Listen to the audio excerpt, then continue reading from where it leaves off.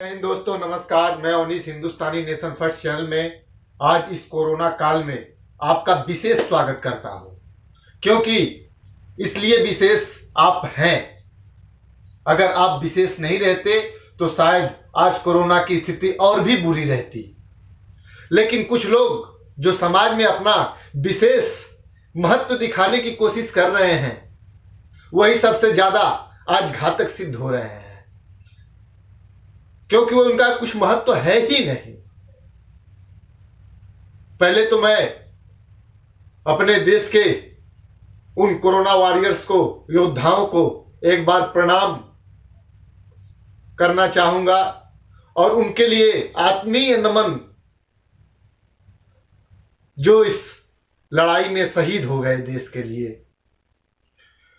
सबसे पहले तो बात करूंगा दोस्तों कि आज का ये जो समय है, ये उस हमारी पौराणिक कथाओं में से एक, जैसे समुद्र मंथन हुआ था वैसे ही आज समाज मंथन हो रहा है।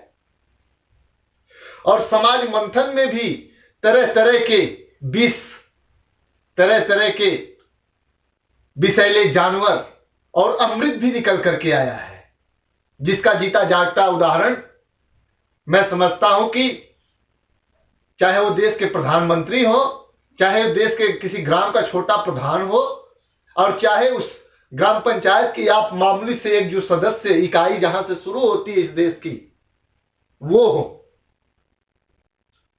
और तो आज एक मौका मिला है अकेलेपन से दूर एकांत में रहने का, परिवार के साथ रहना। और ये मौका आप सोच के देखिए, शायद आपकी जिंदगी में अगर कोरोना नहीं आता तो बिल्कुल नहीं आता। आपको क्या लगता है, ये क्राई करने का टाइम है? बिल्कुल नहीं, ये ट्राई करने का समय है। इस निगेटिव समाज, जो अभी एक हिस्सा जो है समाज का, वो निगेटिव थिंक कहीं ना कहीं हमारे पॉजिटिव थिंक को डिस्टर्ब कर रही है, और इसको आपको याद रखना होगा, क्योंकि आपको भूलने की बीमारी है और आज से नहीं है, हजारों सालों से पड़ी हुई है। आपको याद रखना होगा। आज एक बहुत ही हमारे देश के बुद्धिजीवी नेताओं को पसंद आती है, और क्या है कैसे है ये तो मुझे नहीं मालूम, मैं जानना भी नहीं चाहता। मैं क्यों जानने का मतलब है, उन उपलब्धियों को भी एक गाली की नजर से देखने का मेरा एक नजरिया पैदा होने लगे, जो कि आज तक ईमानदारी से बांटे ही नहीं जा रहे थे। मिले कुछ लोगों को अपवाद के रूप में, वो भी, लेकिन ऐसे ही लोगों का चलन प्रचलन हमेशा रहा आज के 70 साल के इतिहास में। और आज से नहीं, बहुत पहले से, क्योंकि तभी ये लोग सम्मानित किए जाते थे, राज्य रजवाड़ों में भी, और कोई भी वक्त रहा हो। लेकिन मैं आपसे बस इतना कहूंगा, आज क्राई नहीं ट्राई करने का वक्त है। जो लोग बोल रहे थे कि 5 ट्रिलियन की इकोनॉमी नहीं होगी, उनके दिमाग में आज ये चल रहा होगा कि चलो अच्छा हुआ, 5 ट्रिलियन की इकोनॉमी नहीं भारत की बनेगी। मैं उनसे कहना चाहूंगा कि भारत को वो मौका मिला है कि अगर सही से ट्राई किया गया तो भारत अगला जो 5 साल का चुनाव होगा उसमें उसकी इकोनॉमी 8 ट्रिलियन पार कर रही होगी, जब वो शासन चल रहा होगा 24 के बाद का। बस आपको जिस जी जान से आप देश का भी साथ दे रहे हैं, इस रेस्ट को, ये जो मिल रही है ऊर्जा आपको इतने दिनों तक बैठकर घर के अंदर, आप अपने आप को और ऊर्जावान सोचिए, वो आपकी ताकत 10 गुना बूस्ट कर देगी। उसका मूवमेंट इतना फास्ट होगा कि ये जो रेस्ट आप ले रहे हैं, ये जितने दिन का ले रहे हैं, विश्वास करिए जब इसको अप्लाई करेंगे आप अपनी फील्ड में, तो इसका पावर कई गुना आपको मालूम पड़ेगा। और इस पे कुछ सरकारों ने अब काम करना शुरू भी कर दिया है, क्योंकि आज पूरे वर्ल्ड की जो भी बड़ी कंपनियां चाइना के अंदर हैं वो वहां से हटने की सोच रही हैं। मैं कहना चाहूंगा कि मेरे देश के मुख्यमंत्रियों के पास बहुत ही अच्छा बेहतर है विकल्प भी है। उन कंपनियों को उनकी क्या जरूरतें हैं, उनसे क्या हमको मिल सकता है, उस पर एक बार विचार करके वैसे डील की जाए। और कुछ लोग अभी ये भी सुनने को आपको मिल रहा होगा कि बहुत सारे चाइनीज ऐप्स हैं, टिकटॉक हो गया, क्या क्या हो गया, फलाना ठिकाना बहुत सारे हैं। हो सकता है आपके भी मोबाइल में हो, मेरे भी मोबाइल में हो सकता है अभी पड़े हो, मुझे मालूम ना हो कि ये चाइनीज है। ये इतनी गहरी तक पैठ इनकी है। मैं अपनी कंपनियों को, देश के जो कंपनियां हैं खास करके उनसे जो इस फील्ड से रिलेटेड हैं, उनसे कहना चाहूंगा कि कृपया आप लोग खुद के अपने देश में मोबाइल मैन्युफैक्चर करें। मैं मानता हूं कि इकोनॉमी डाउन हो गई है, लेकिन इस देश की जनता तब भी आपके साथ रहेगी। और जनता से निवेदन करना चाहूंगा कि जो लोग बोलते हैं कि कंपनियों को सरकार ने फिर क्यों नहीं रोका, आपने कभी उनसे भी जवाब मांगा? उनके भी समय में ये कंपनियां आई गई थी। बहुत सारी कंपनियां हैं, जब वो आती हैं तो उनका एक एग्रीमेंट होता है। उस एग्रीमेंट के तहत सरकार और उन कंपनियों के बीच में होता है, और उसकी कुछ विशेष परिस्थितियां होती हैं।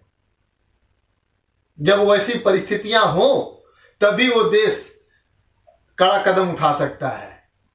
और सबसे बड़ी चीज, कुछ ऐसी भी होती है परिस्थितियां जो सरकार अपने अनुसार नहीं बना सकती, और वो उनका भी उस एग्रीमेंट में उतना ही दबाव होता है। जब एक बार हो गया तो इसलिए उसको हम ही आप कंट्रोल कर सकते हैं। उन चीजों का बहिष्कार करके अगर आप स्वदेशी अपनाएंगे तो ये जो लोग बोल रहे हैं, अभी से भविष्यवाणियां करना शुरू कर दिए हैं, बहुत सारे रोजगारों की बात करते हैं, उनसे बोलिए कि कम से कम सही ज्ञान दें जनता को। अगर वो जनता के प्रतिनिधि हैं तो देश के अंदर रोजगार तब पैदा होता है जब देश की सामान खरीदी जाती है। और जब देश का सामान नहीं खरीदोगे, आपके भी हाथ में किसी चाइना ही का मोबाइल होगा, नहीं है तो धन्यवाद। अगर देसी मोबाइल आपके पास है तो आप इसके अधिकारी हैं। मैं बस इतना कहना चाहता हूं कि भाइयों, जो आपको एकांत मिला है इसको अकेलेपन में तब्दील होने मत दीजिए, क्योंकि आपका परिवार आपके साथ अभी है। और मैं समझता हूं कि देश की लगभग 98% जनता के पास अभी उसका परिवार साथ में रह रहा है। तो इसलिए बस इतना कहना चाहूंगा आप लोगों से मैं कि जो भी कुछ हो रहा है इसको याद रखिए। अभी एक अरुंधति रॉय ने आज बयान दिया कि कहीं ना कहीं ये ऐसा क्रिएट किया जा रहा है कि आने वाले वक्त में मुस्लिम टारगेट किए जा रहे हैं, किए जाएंगे। मैं उनसे बुद्धिजीवियों से बोलना चाहूंगा कि आपने एक शब्द क्यों नहीं बोला जब शाहीन बाग था। और शाहीन बाग में तो आपने समर्थन दिया कि बोला था कि अपना नाम कुत्ता बिल्ली बताना। बस ऐसे बुद्धिजीवियों से मैं इतना कहना चाहूंगा कि आग मत लगाओ। और देश के कानून बनाने वालों से, उन संसद में बैठने वालों से मैं कहना चाहता हूं कि ऐसे कानून बनाइए कि जो देश के विरुद्ध बात जा रही हो उस पर उल्टा लटका दो। देश को खोखला मत करो। आज 70 सालों से आपने कर डाला। यही हालत है। अगर शाहीन बाग में आप सभी लोगों ने बोला होता तो शाहीन बाग वालों की हिम्मत नहीं होती 3 महीने 4 महीने तक रोड को जाम करने की। और वही हिम्मत इनकी थी कि तबलीगी जमात वहां पर इकट्ठा हुई। अगर उस समय इन लोगों को आपने अगर वहां पर नहीं रुकने दिया होता तो बता रहा हूं कि इनकी हिम्मत नहीं होती तबलीगी जमात वहां पर इकट्ठा करने की।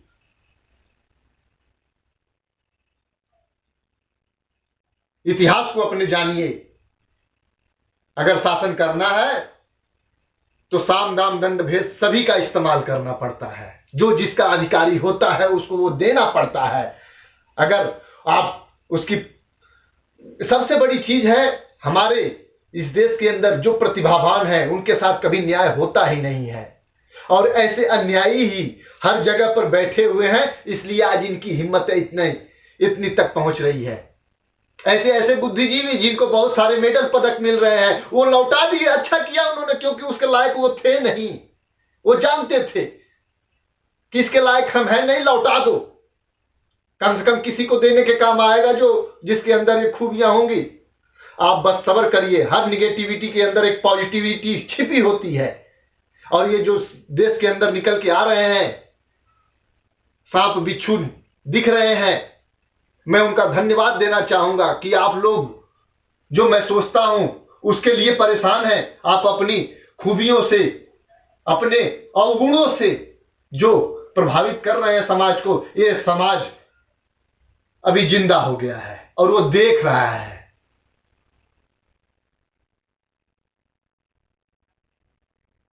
और आपका काम है जागते रहो। अगर चौकीदार वहां पर बैठा है तो कहीं ना कहीं आपको ये इशारा कर रहा है कि जागते रहो।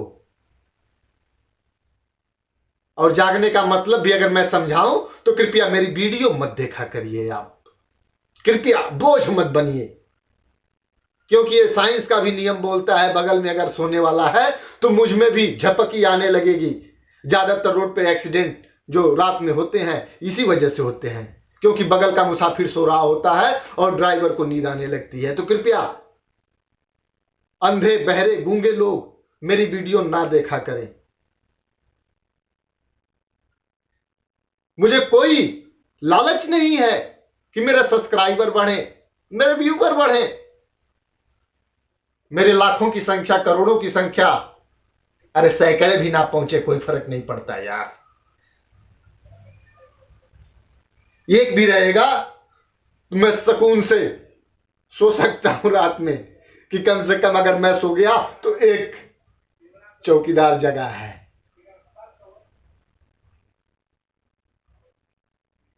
चौकीदार शब्द को इतना छोटा इन लोगों ने समझ रखा था आज तक कि इसकी कीमत अब बताने का वक्त आ गया है इनको। अगर मेरी बातों से सहमत हो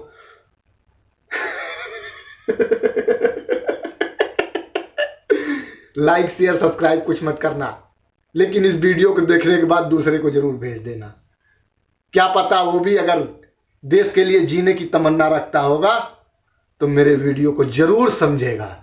अगर वो समझ गया तो मैं विश्वास के साथ बोल सकता हूं कि आने वाले वक्त में भारत फिर कभी गुलाम नहीं होगा। और जिनकी आदत बनी हुई है आपके ऊपर गुलामी करने की, वही आज परेशान है, वही आज परेशान है, वरना कोई परेशान नहीं है। आप अपनी नजरें उठाकर इस समाज को देख डालिए। और ये हजारों साल के बाद की उपजी हुई जो क्रोध, जो अविश्वास, जो आंदोलन मन में था जनता के, वो अब निकल रहा है और निकलता रहेगा, क्योंकि उसमें आग के अंदर ये लोग अपनी आहुति देने के लिए आ रहे हैं। अब वो दिखाने लगे हैं अपना रंग, चाहे वो मीडिया के स्तर पे हो, चाहे सामाजिक स्तर पे हो, चाहे राजनीतिक स्तर पे हो, चाहे फैमिली फ्रेंड वाले हों। कृपया इनको टटोलने की एक बार कोशिश करिए कि ये है क्या, किसके लिए ये सोच रहे हैं। अभी हमारे भूतकाल के लिए हुए निर्णयों का असर हमारे भविष्य पर कितने दिनों तक रहेगा, इस पर आप एक बार इस एकांतवास में मंथन करिए। और आज जो हो रहा है इसको हमें किस तरह से परिवर्तित करके सोचने, देखने की और बोलने की जरूरत है, इस पर भी आप एक बार विचार करिए।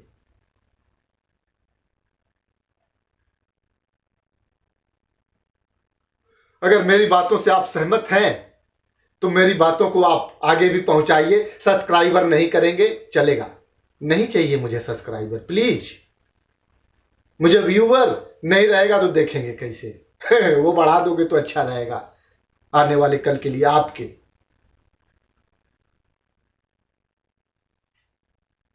जय हिंद, जय भारत, वंदे मातरम। फिर मिलता हूं दूसरे वीडियो में, पता नहीं कब तक, लेकिन जब ही देश के लिए कुछ गलत होते हुए देखता हूं तो मुझे बर्दाश्त नहीं होता है।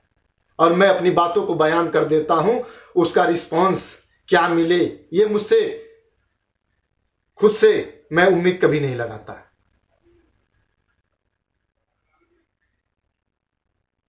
लेकिन वो उसका पॉजिटिव असर हो ये आपके ऊपर निर्भर करता है कि आप देश के लिए, समाज के लिए कितना सोच रहे हैं। और आपकी भी एक राय है, आपका भी एक मत है, कृपया कमेंट में बताया करिए। हो सकता है मुझसे बेहतर आप कुछ चीजें जानते हो, अगर कमेंट में आप बताएंगे तो मैं अपनी अगली वीडियो में जरूर उस चीज को ऐड करूंगा, आपसे चर्चा भी कर सकता हूं। तो कृपया जब तक आप कमेंट नहीं करेंगे तब तक मुझे समझ में नहीं आएगा कि आप मेरी बातों को कैसे सोचते हैं। अगर मैं भटकूंगा अपनी राहों से तो कम से कम आप बता सकते हैं। और ये मैं बस उन्हीं को बोलना चाहूंगा जो मेरी सब्सक्राइबर की गिनती में आते हों, क्योंकि 2 ही 4 तो मिलेंगे। और जब सब्सक्राइबर वाले नहीं करेंगे तो आप क्या करोगे भाई? मुझे आपके मार्गदर्शन की जरूरत है, कृपया कमेंट में जरूर बताया करिए। लेकिन आपका केंद्र बिंदु, आपका विचार बिंदु देश के ऊपर स्थिर होना चाहिए। कृपया आज इस चीज के आप प्राथमिकता से सोचें और देश के लिए सोचें। और मुझे लगता है कि बहुत ज्यादा बड़ी वीडियो हो गई, फिर मिलते हैं अगले वीडियो में। जय हिंद, जय भारत, वंदे मातरम, सत्यमेव जयते।